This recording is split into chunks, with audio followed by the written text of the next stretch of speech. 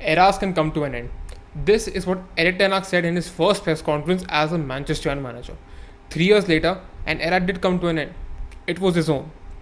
As Ruben Amorim is appointed as the new head coach of Manchester United, a new era has again begun. But as the title of the video sounds, let's talk about what went wrong with Erik Ten Hag at Manchester United.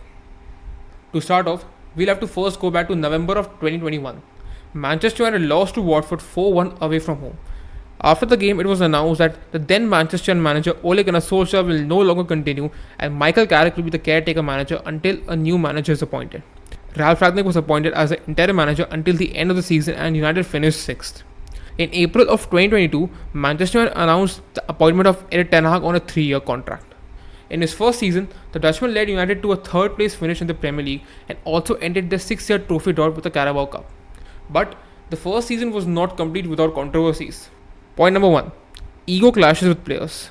Ten Hag had a fallout with Cristiano Ronaldo which led to the Portuguese going out and giving an interview bashing Ten Hag and the club's negligence in keeping up with their rivals over the years.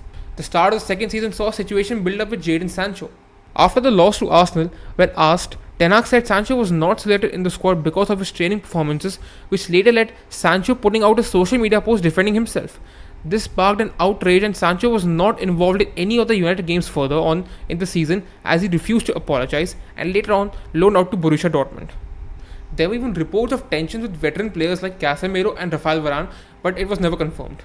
Now, during Ten Hag's time at United, there were some big signings made. Antony for £82 million, Casemiro for £60 million, Lisandro Martinez for £48.3 million, and Tyler Malacia for £13 million. Among all these signings, only 2 of them played a huge role in the team and still do, Casemiro and Lisandro Martinez.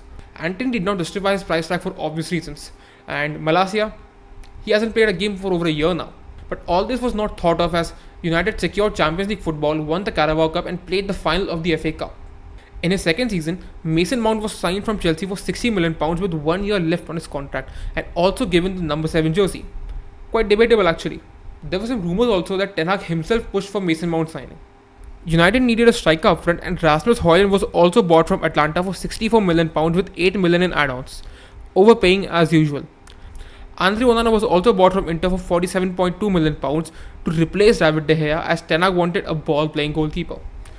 We all remember Onana's first season at United and it was one to forget. But he made up to it later in the season and looks himself again now. Ten Hag's third and final season was one to look out for as the new management Ineos were not really fond of him.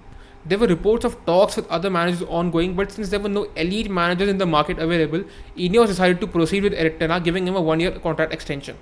It also came along with a huge ton of backing in the summer transfer window.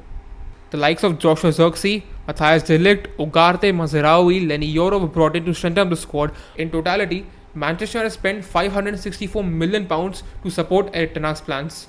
This time, there were no excuses for Ten Hag as he had been given enough time and backing. Last season, it was the FA Cup victory and the injuries which overshadowed the 8th place finish of United in the Premier League, which is also their worst. Point number 3, not able to grind results. The start of the 24-25 season under Erik Ten Hag was not good for Manchester United. In the first 9 Premier League games, United only managed to win 3 games, suffered 4 losses and had 2 draws. In the Europa League, they drew all their games. Point number 4, the players. Since Sir Alex Ferguson retired, United have appointed 5 permanent managers, Ruben Amorim being the 6th. And whenever a manager is sacked in Manchester United, one thing always comes out. The manager lost the dressing room, meaning the players stopped trusting the manager. Jose Mourinho fell out with Paul Pogba. With Ole, the players just stopped playing for him. And the same goes to Erik. The player power at Manchester United is a huge problem. Point number 5, Ten Hag himself.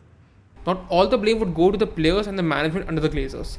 Ten Hag actually dug his own grave too. He knew his style of football couldn't be implemented, but he still stuck to the same approach, hoping for it to somehow work.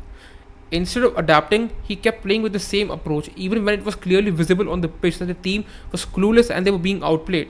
His team selection at times was just weird, making Antony play again and again even after bad games, and same goes in Marcus Rashford, not making the right substitutions or making them so late. Being stubborn is not always good. The game against West Ham turned out to be the final nail in the coffin for Ten Hag, as United lost 2-1 in quite a controversial fashion. However bad we played under Ten Hag, I will always cherish the 2 back-to-back trophies we won under him, the comebacks we did, memories we made. Yes, there were some embarrassing defeats also, but it's alright. Let's leave all this behind and under Ruben Amorim make a fresh new start and hope that we can get back to where we belong. If you enjoyed this video, do leave a like and subscribe to the channel for more fun videos like this. Goodbye.